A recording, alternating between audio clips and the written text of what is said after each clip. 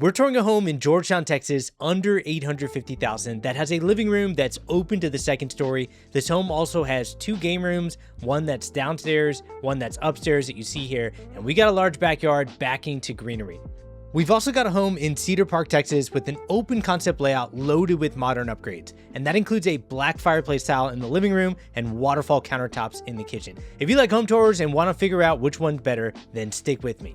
Now this is the Weston plan, built by Coventry Homes in the Parkside and the River community, right here in Georgetown, Texas. We're looking at 5 bedrooms, 4.5 bathrooms, and we're just shy of 3,900 square feet. At the time of recording this video, this home is listed just under $850,000. And the big one, later in this video, I cannot wait for you to see how this home now has not only 1 game room, but 2 game rooms, 1 on each floor. Right when you walk in through the front door, you're met with this beautiful staircase. People tell me they love grand entrances where your eyes are forced to look up and take in the tall ceilings. One design move that I always go back to that forces your eyes to look up is put in an accent wall that goes all the way up to the ceiling next to your front entrance. Those accent walls really take these grand entrances to the next level. Throughout this home tour video, I'll give you more tips on what my clients have actually done after closing rather than with the builder to give you insight on what you could do with these homes. You'd be surprised at what you can easily do after closing that saves you a ton of money or gets you more options, or in a lot of cases, both. And stick with me here because we're going to head to the patio soon to talk about the pros and cons of this community. We'll also compare it to the next community that we're touring the next home in, and we'll talk about pros and cons relative to each other. Moving on, in the kitchen, we have light cabinets, light countertops, and a stainless steel vent hood. You've also got dark hardware on the cabinets, which adds a nice finishing touch, and it contrasts the lighter elements that are in this kitchen. The beauty of having a kitchen like this is it's a blank canvas that can work with so many different color palettes that you can choose after closing. Right above the 5-burner gas stovetop, we have a gray backsplash in a subway tile pattern. The backsplash really gets pulled out with the under cabinet lighting. That gray color also flows well with the other gray colors and light tones that are in this kitchen. They ran that backsplash also up to an under cabinet vent hood. Now, taking a closer look at the sink, it's a single stainless steel basin. It contrasts against the lighter countertops, and then I like how that kitchen faucet matches up with the hardware that are on the cabinets. I see so many people get to the sink, they look up, and they realize this is such an open concept plan.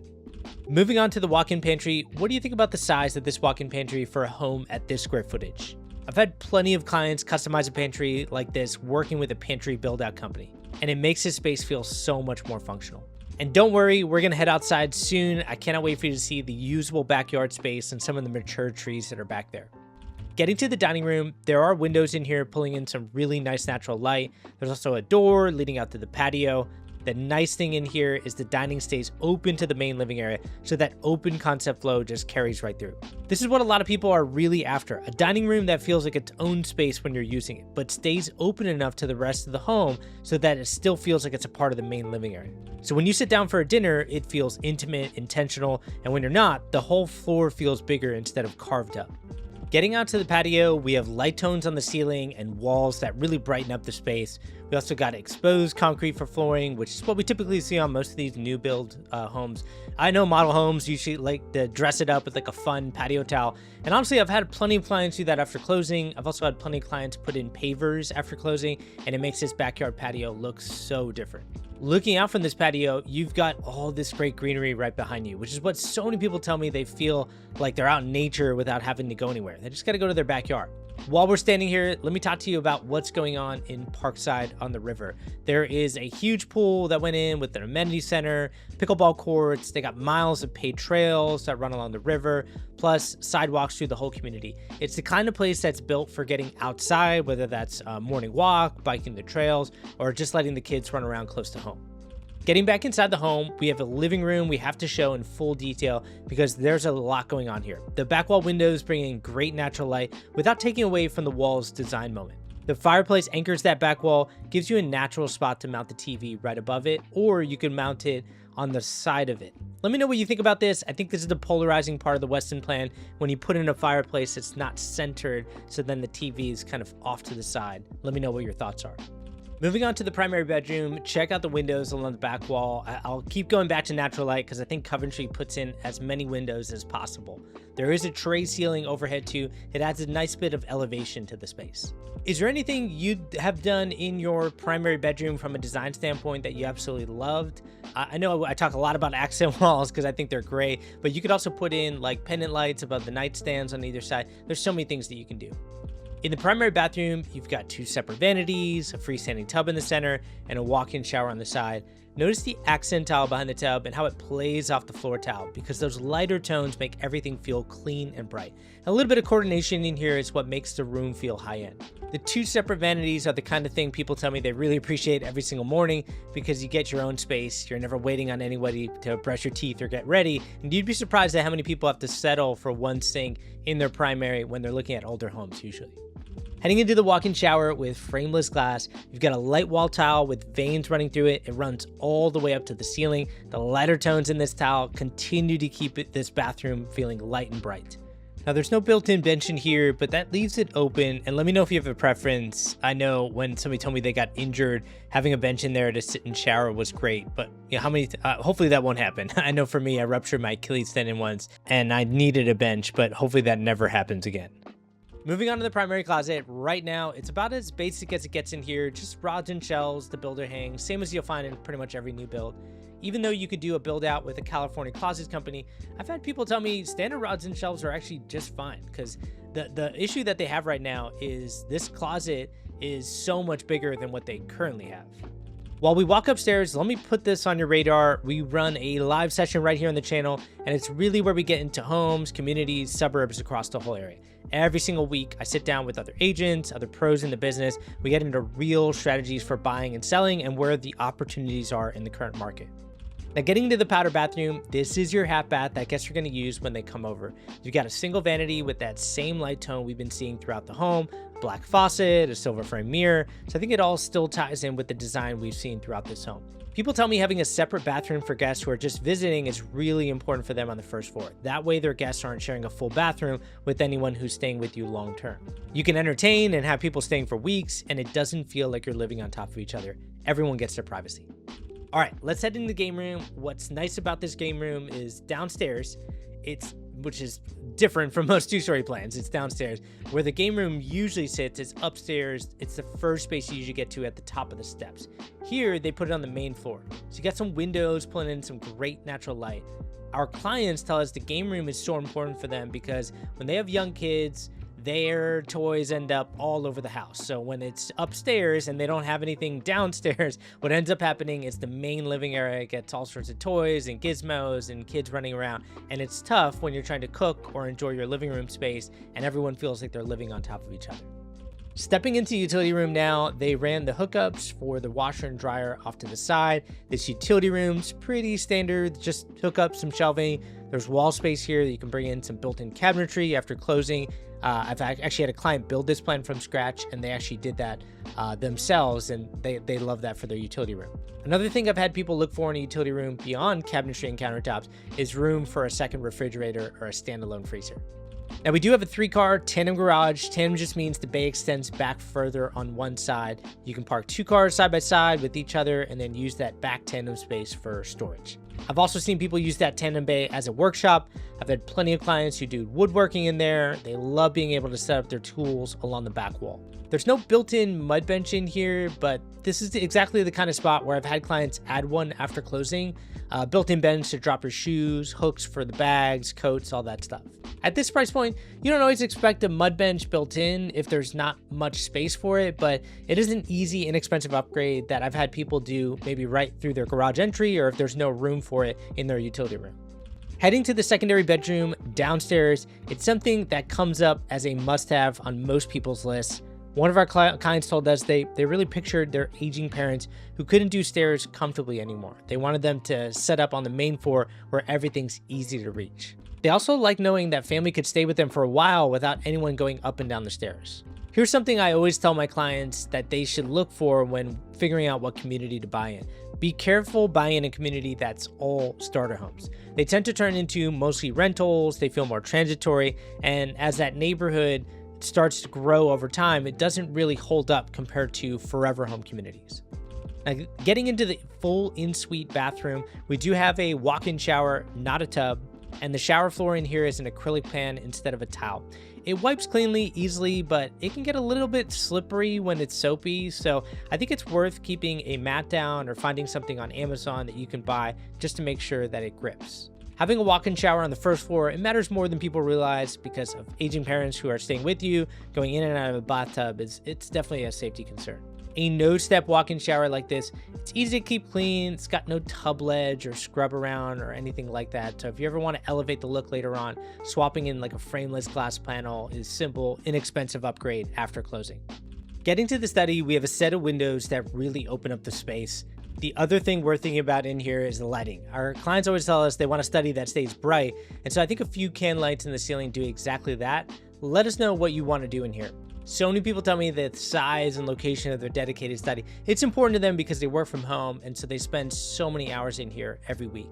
I've had many clients call me from one of the northern states where they experience a lot of rain or snow during the winter. They always tell me they just don't get enough natural light in their study. I think you do that here. I like that the study sits at the front of the home with the kitchen and living room toward the back. If you're working while everyone's gathered around the island, you can still get things done without being in the middle of all of it. This separation is the whole reason the study works. A door is nice, but distance from the noise is what really lets you focus. Upstairs, we also have a media room, and honestly, this could be your second game room too. There's a ton of flexibility that you could do here. So between this room and the game room downstairs, you got a hangout room for each floor. Everyone can spread out instead of being stacked on top of each other. We also have a few windows in here, and so for people who want that full theater experience, that media room, they can black out the windows. I even had a client build this plan from scratch. They painted all the walls dark to really make it feel decompressing in here after a long day. A lot of people are moving away from projectors and going back to big flat screen TVs. I think they've gotten so big, so good too, and they're so much more affordable than I think a lot of projectors. So I don't see too many people blacking out the windows constantly. Moving on to the spare bedroom and in-suite full bathroom up here. While we're here, one of the questions I get asked the most is the difference between a production builder and a custom builder. With a production builder, I always tell people you're choosing from a lot of floor plans, different design options, and you get the efficiency of a team. The pricing is structured, but also keep in mind, sometimes the prices can be all over the place and you don't know some of the design option prices until you get into the design studio, until you're already under contract with the deposit down. And so I always tell people preparing up front for those things is really important. So even though a production builder is a little bit more structured, there still can be some surprises. And I've been in enough design studios where I've heard other people say, oh my goodness, that's the price? I had no idea. And I feel for them, but then I'm also proud to know that my clients had a really good expectation of what to do when going to the design studio, and they weren't surprised as much. For most of my clients, I would say the production route just fits their life better because if they did custom, doing custom just blows out the budget. You start with an architect and it becomes a multi-year long process to build that home. Moving on to the spare bedroom, sharing a Jack and Jill full bathroom with the adjacent bedroom up here. While we're here, a lot of people moving from California, Seattle, Chicago. I think a lot of them show up picturing Texas as flat and hot. And then they get out into the hill country. They're tourists in Austin. They see the rolling hills. They see the beauty here. I think it changes the whole conversation. I don't think they realized anywhere in Texas looked like this. That moment, I think, is what turns maybe into a real decision.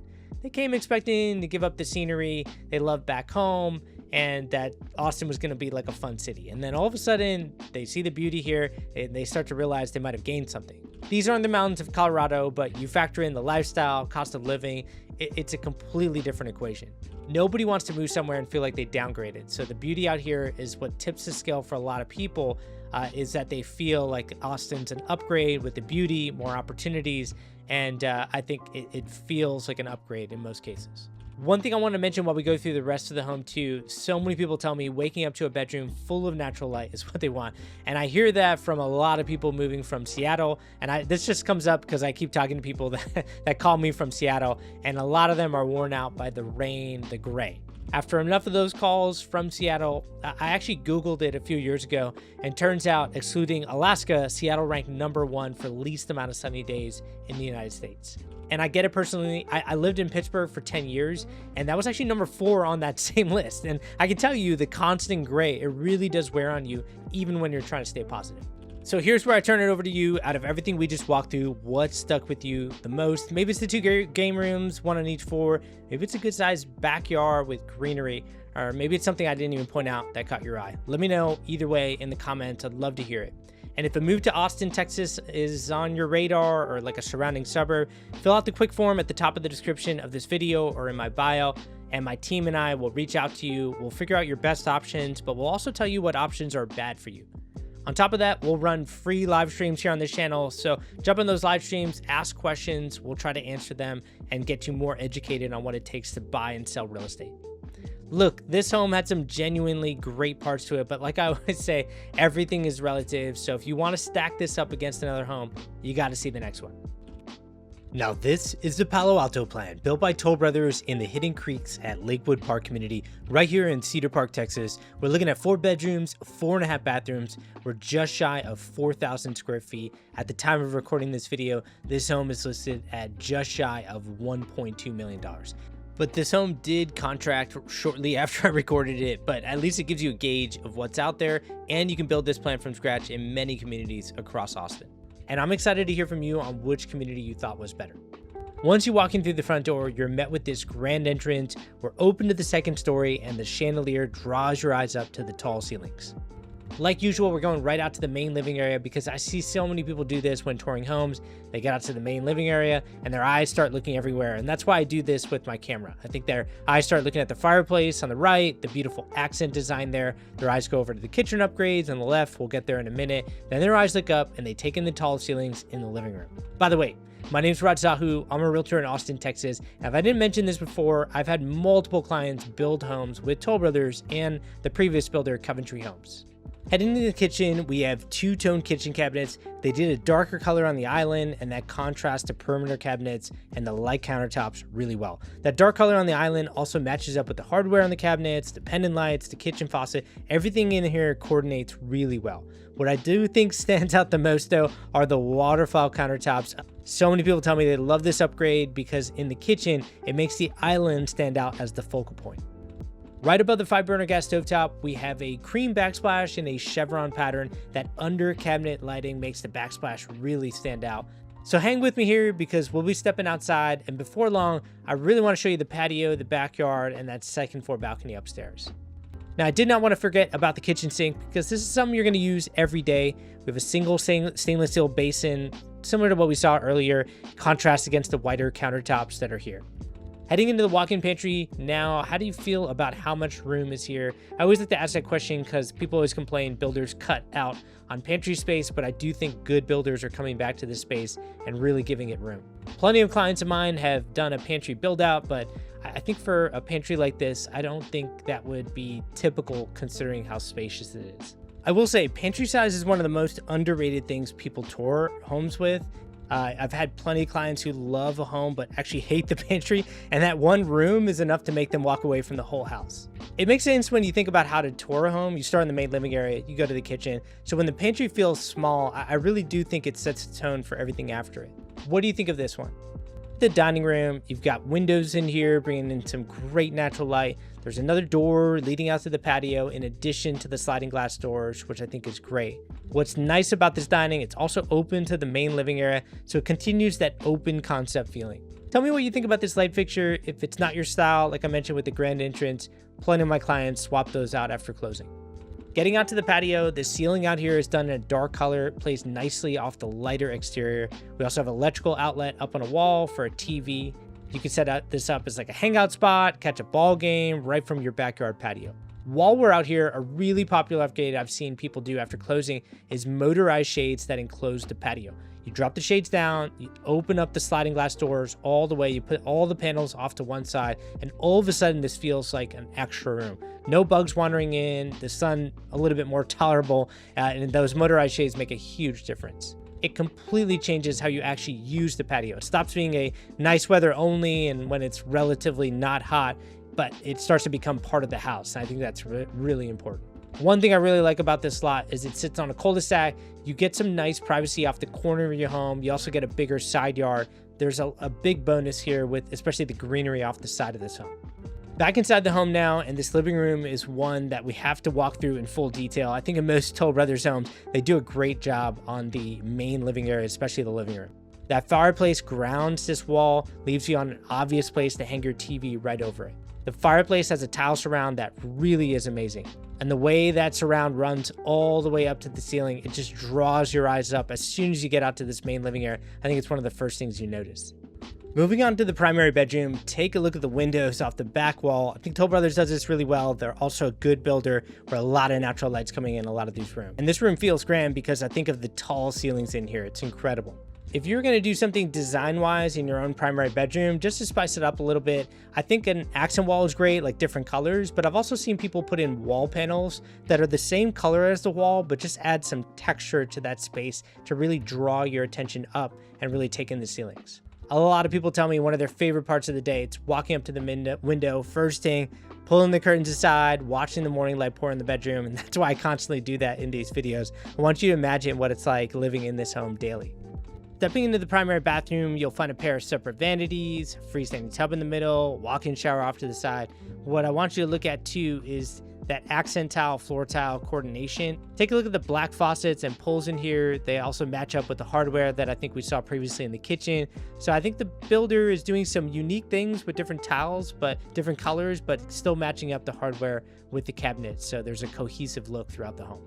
Now getting to the walk-in shower with frameless glass, what you see in here is a pattern tile with a herringbone layout. It runs all the way up to the ceiling. Those lighter tones running through the tile keep the whole space feeling bright and really draws your attention up. You've got a built-in bench and a niche to keep your shower essentials within reach. With the frameless glass, there's nothing breaking up with the view, so the herringbone tile running all the way up to the ceiling really gets the attention it needs. Getting to the primary closet, this one's got your standard rods and shelves. I know we saw that earlier. What a lot of my clients do is they do like working with a third-party closet company to customize this space with drawers, dedicated shelving, and it makes the space feel so functional. As we walk upstairs, I do want to mention that if you want a closer look at communities and suburbs, I think what we bring differently to the table as realtors who really focus on new construction, these newer types of homes, is we know what's coming up 3 months, 6 months, 12 months down the road to make a decision from there. Now getting the utility room, you got hookups also for a washer and dryer. I think the standout here is they do have built-in cabinetry paired with a sink, so it's a step up from your usual setup. Go tour 10 builds, and most of the utility rooms, they're nothing but a shelf and a couple hookups. With a real counter to work on, you finally got somewhere to fold and sort laundry. Plus, I do think it dresses up the utility room up. Something my clients with little dogs always bring up is when they have a utility sink, it's a great spot for a bath, and let's be honest, I would say majority of dogs just absolutely hate when the cold hose comes on. They bolt and then you can't get them, when you're in your backyard, you're chasing after them. So I think having a sink is useful, especially for small pets. As we walk out towards the garage, you got a med bench area here with some wood paneling on the wall, hooks above for dropping bags, keys when you come in from the garage. We do have a 3-car tandem garage here. All tandem means that one of the bays runs deeper in the back, which as you can tell, a lot of builders do this. What I have seen people do in the back tandem space, if I didn't mention this before, one of my clients put in a wall unit. So there's a little bit of air conditioning that blows in there, and then they put it in floor fans so it blows around the cold air when you're working out. Now getting to the study, we have a set of windows. Many people look at the study and ask, what can they do to it to make it a little bit more functional? Also add some design into it. And they're thinking about how they're spending dozens of hours every week in here. What can they do to spice things up? Well, what I always tell people is built-in cabinetry is great. Putting in an accent wall on the far wall farthest away from the door draws your eyes through the room. Or I've even had people put in a ceiling design where they put like a wooden accent design or paint the ceiling or something like that. I've had so many people put in ideas for studies, and it's because they look around. They don't want to be in a room with just 4 plain walls, and I get it. I would expect the same when I'm in my office for so many hours. Stepping into the powder bathroom, this is a half bath on the main floor, so pretty much every visitor can end up using it. The vanity is a single sink in that same warm tone. They kept the faucet, the mirror frame in black, and so in a small room like this, that darker accents, I think give it a little bit more character. Here's my favorite thing about a powder bath. It's the one bathroom guests actually walk into. So it's small, it's the easiest, least expensive room to make a statement in. Now we have a secondary bedroom downstairs. Most buyers want a 2-story at this size, but they'll tell you a secondary bedroom downstairs is non-negotiable. And this tends to be the guest room everyone fights over. It's right off the main living area. It's got a full bath, so visitors never really have to trek upstairs. It's also the privacy play. Long-term guests or anyone who just wants their own space, they get a quiet corner from everyone else. Stepping into the in-suite full bathroom, what you got is a walk-in shower rather than a tub. What I like about a walk-in shower like this is how it opens, keeps the room feeling open. With no tub taking up space, even a smaller full bath, I think it feels roomier with a walk-in shower. While we're down here, here's something I always remind buyers about in a brand new home like this. Everything in it is new. The roof, the HVAC, water heater, appliances. So you're not inheriting somebody's, worn out system. And systems start to break down, I would say, about 4 to 8 years into a home. And that's why typically you see sellers turn over on the home and try to sell it at that point. And that's one reason, but definitely things starting to break down, workmanship, it gets annoying. As we head upstairs, this is where the home really opens up in its entertainment spaces. We've got a game room, media room up there, and the one I've been waiting to show you, the second floor balcony. What I love about a layout like this, it's loud, fun spaces. They're grouped together up here so you can have people over without it, taking over the main living area downstairs. So stick with me because the balcony at the end of this floor plan is part of the home I think you're going to remember the most, and it can be very different depending on the property line. Now getting to the game room, this game room gets a nice natural light from the windows, which keeps it feeling like a closed off bonus room. Some people don't think game rooms are needed until you don't have one. Then you realize you have 2 different groups of people trying to hang out different areas of the home. I say this often, but it's so true. That's what makes people feel like they're living on top of each other. And then you have double doors leading into a media room, which is perfect for keeping the areas for entertainment. Or you can close those in and then you can have somebody playing in the game room. You can have somebody watching a ball game in the media room. There's so much versatility here. Now we're getting into the media room. The nice thing about this media room, it does have that window, which is on the patio door, I shouldn't call it a patio door. It's a balcony door that leads to the second floor balcony. So there's some natural light coming in here, but I do think this is really made for your theater experience. Heading to the second floor balcony, we do have a balcony ceiling that's dark. It contrasts the lighter elements that are on the exterior. Now you do have to imagine something here. I know there are some neighbors in the distance behind the home. In fact, if you see me edit some of the things out, I think I saw one of them and I wasn't sure if I got in the video, so I just cut it out. I have to tell you, I built a brand new home several years ago. When we first moved in, the trees outside our home were like as tall as me, and I'm like 5'8". And so I thought to myself, those are the puniest trees I've ever seen. But after a couple years of living in the home, the trees grew to above our second story. I can't tell you how many times I've watched this happen. Somebody steps out, they look at a view like this, and it looks out to greenery, and they just take a deep breath. They love it. They're out, they're looking at greenery. It just gives them peace of mind. And to have that every single day, not on a vacation, not on some weekend getaway, but right from your own home, it's a big reason why people move to the Austin area. Moving on to the spare bedroom and in-suite full bathroom that also opens up to the hallway here. Now, while we're up here, there's a good moment to talk about the two communities, since this is a big part of comparing the homes. The first home we toured sits in Parkside on the river, which is a much larger master plan community. It's got a lot of amenities. It's got a lot going on. It actually just got its 6th builder announced it's going in there. So actually there's 7 builders now. So it's going to be a huge community. Whereas Hidden Creek's at Lakewood Park, it's got a different feel. It's smaller, it's more exclusive. It's a Toll Brothers only community. So trade some of that big community energy for more of like a low-key setting. Neither one is better. It really comes down to what you want from day to day. Some people love the energy of a big master plan community. They love the amenities. They want to see people. They want to be around people. For others, they want it to feel calm when they're pulling in their driveway. They don't want it to be huge. And I think the two communities cater to both tastes. It just depends on what you want. Heading over to the next spare bedroom up here, which has its own in-suite full bathroom. While we're in the secondary bedroom here's something worth understanding about a home that is already built out and sitting on the market. A builder like Toll Brothers or Coventry Homes, they tend to be more motivated on a finished home, and that motivation can work in your favor. They'll offer incentives you probably never get when you're building from the ground up. Things like, like rate buy downs or closing cost credits or like a discount off the list price. I've had clients save tens of thousands of dollars from buying a home that's already finished rather than waiting 8 to 10 months for a brand new build. So if your timeline's tight, you don't want to wait for the better part of a year, a move-in ready like this could be a much smarter move. You also get to see exactly what you're buying, the finishes are in, the yard's graded, there's no gap between like imagining and reality. Now I want to hear from you. What stood out to you most in this home? Was it the second floor balcony? Do you think you would have preferred landscaping back there? Is it the kitchen design, primary suite? Let me know. Drop a comment and I'd love to hear from you. If you are thinking about making that move to the Austin, Texas Metro, take 20 seconds, fill out the form that's at the top of the description of this video or in my bio, and my team will reach out to you and we'll connect and we'll get to know a little bit more about your criteria before we can guide you.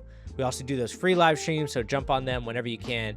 And as we always say, there were some great parts of this home. Everything's relative. If you want to see another home tour, then click on the thumbnail on your screen. And as always, I hope this helps. Take care, everyone.